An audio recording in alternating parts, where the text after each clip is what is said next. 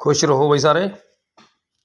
लो भी पेटी तैयार करती जमा बंब टेपर पेटी तैयार करी है। पिछे एन वधिया दिखूगी जमा फाइबर के थले लावांगे ਆਪਾਂ ਇਹਨੂੰ।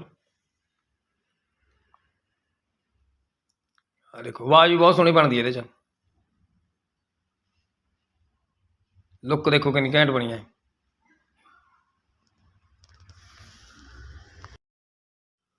ये दूजा सैट तैयार किया वीरे। एक सैट पहला अपने ला चुके हैं, वधिया लग्या वो, तां करके दूजा सैट हुण अपने तैयार करेगा। 2 सबवूफर पाए वीरे च, 4 6 इंच स्पीकर ने।